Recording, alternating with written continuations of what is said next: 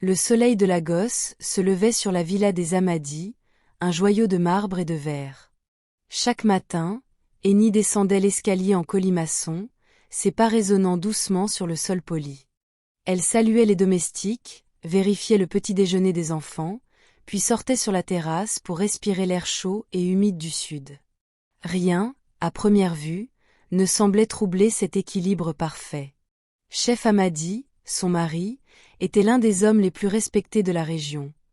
Un entrepreneur Igbo au charisme naturel et à la réussite éclatante. Leur vie était un tableau de sérénité.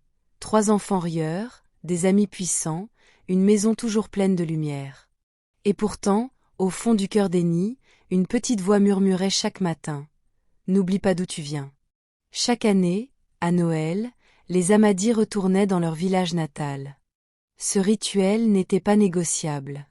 Chef Amadi disait souvent.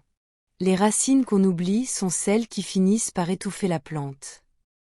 Alors, comme à chaque fois, les SUV furent chargés de riz, d'huile, de tissus colorés, de jouets, et de vêtements d'enfants soigneusement pliés.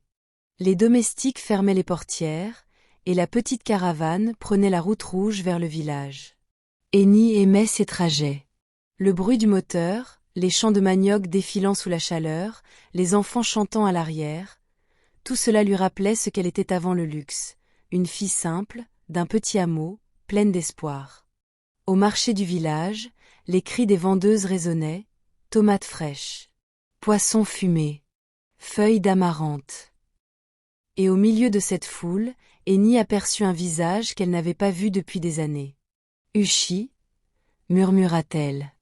Son amie d'enfance. Autrefois si belle, si vive, Ushi semblait maintenant éteinte. Son pagne était délavé, ses sandales usées, et dans ses bras, un petit panier de légumes fanés. Henny s'approcha. Ushi, c'est moi, Henny. Les 2 femmes s'enlacèrent. Le marché s'effaça autour d'elles. Mais le regard d'Ushi portait une fatigue que rien ne pouvait cacher. Mon mari n'a plus de travail.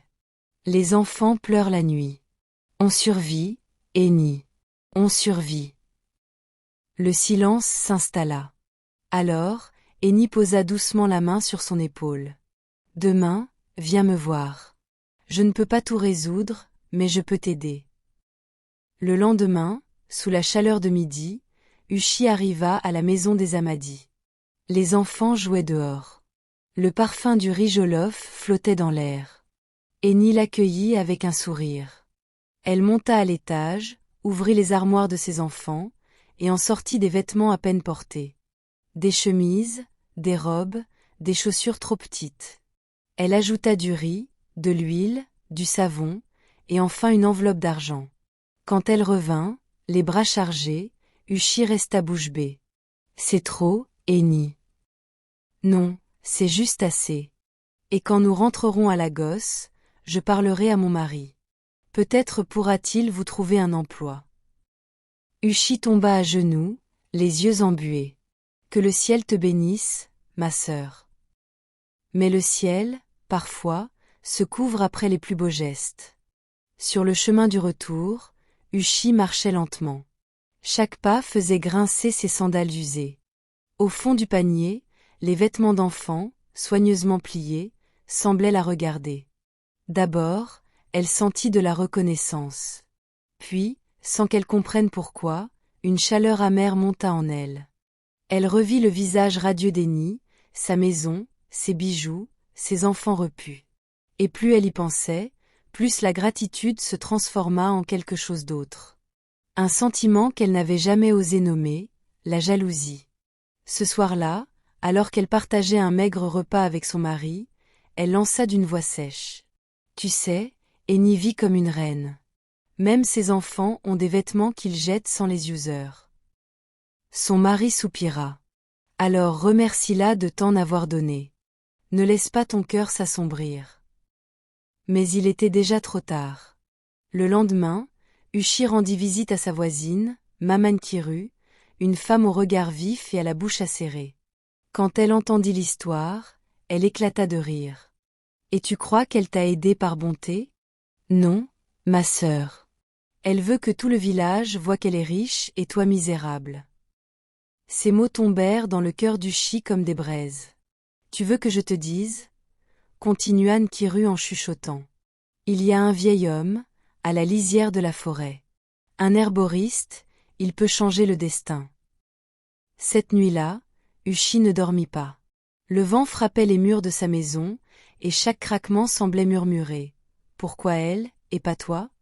Le lendemain, Ushi prit une décision. Elle se rendit dans la forêt. La cabane du guérisseur était sombre et humide. Des herbes pendaient au plafond. Des bocaux remplis de racines tapissaient les murs. « Que veux-tu » demanda le vieil homme d'une voix lente. « Je veux que la famille d'Eni perde ce qu'elle possède. Je veux que leurs enfants connaissent la souffrance que je vis chaque jour. » Le guérisseur la fixa longuement. « Tu sais qu'un sort n'obéit à personne. Il retourne toujours vers celui dont le cœur n'est pas pur. »« Je suis prête, » répondit Ushi, les yeux pleins de rage. Alors le vieil homme prit les vêtements, les posa sur une table de bois, et murmura des paroles anciennes.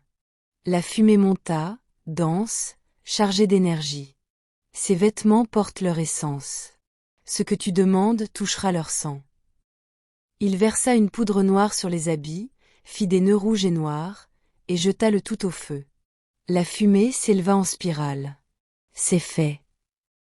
Une semaine plus tard, à Lagos, la vie d'Eni changea. Sa fille Bichi tomba malade. Puis son fils cadet. Puis le troisième. Les hôpitaux restaient impuissants. Madame, vos enfants n'ont rien de médical. C'est étrange. Chef Amadi, d'abord rationnel, finit par perdre le sommeil. Ses affaires commencèrent à s'effondrer, un incendie dans une usine, un contrat rompu, des comptes vides. Tout ce qu'ils avaient construit s'écroulait lentement. Chaque nuit, Eni veillait ses enfants, priant sans bruit, les yeux rouges. Leur rire d'autrefois avait disparu. Un soir, alors qu'elle regardait ses enfants endormis, Eni sentit quelque chose. Une présence. Lured. Froid. Comme un souffle invisible dans la chambre. Elle tenta d'ignorer cette sensation, mais les jours suivants, elle s'intensifia. Des ombres passaient furtivement. Des objets tombaient sans raison. Et toujours, la toux des enfants, de plus en plus faible. Chef Amadi, désespéré, consulta des prêtres traditionnels, des médecins, des psychologues. Rien n'y faisait. Un matin, un médecin venu d'Abuja arriva sur recommandation. C'était un vieil homme au regard clair. Après avoir écouté Eni raconter son histoire, il lui posa une question étrange. « Madame Amadi, à qui avez-vous donné les vêtements de vos enfants récemment ?» Eni resta silencieuse, glacée. Elle se souvint d'Ushi. Le médecin soupira. Certains dont porte la mémoire de ceux qui les ont portés. Si une main malveillante s'en empare, le mal suit cette trace. Pendant ce temps, au village, la vie d'Ushi se décomposait. Son plus jeune enfant tomba malade. Son mari perdit sa récolte dans un incendie. Et chaque nuit, elle faisait le même rêve. Un feu dévorant des habits d'enfant pendant qu'une voix murmurait. « Ce que tu as lancé te revient. » Elle retourna voir le guérisseur, en larmes. « Fais cesser ça. Mon enfant meurt. » Le vieil homme la regarda tristement. « Tu as frappé une âme protégée. Le mal est revenu vers toi. Ce qui a été jeté au feu ne peut être défait. » Des mois passèrent. Quand Eni reçut l'appel d'Ushi, sa main trembla. De l'autre côté du fil, la voix de son ami n'était plus qu'un souffle. « Je t'ai trahi. Je voulais te voir souffrir, mais c'est moi qui ai tout perdu. Pardonne-moi. » Le silence s'étira. Puis Eni répondit, la voix brisée. « Je te pardonne, Uchi. Pas pour toi, mais pour que mon cœur guérisse. » Le temps passa. Les enfants d'Eni retrouvèrent la santé. Son mari redressa ses affaires. Et dans le calme revenu, elle comprit la vérité. La jalousie est une flamme qu'on croit diriger. Mais c'est toujours celui qui l'allume qui finit brûlé. Dans le village, On raconte encore l'histoire du chi et des nids. Non comme une malédiction, mais comme une leçon. Sur la bonté, la gratitude, et les blessures que cause un cœur envieux. Quand tu tends la main, fais-le avec un cœur pur. Et quand tu reçois, fais-le avec reconnaissance. Car même un don peut devenir poison, si ton âme refuse la paix.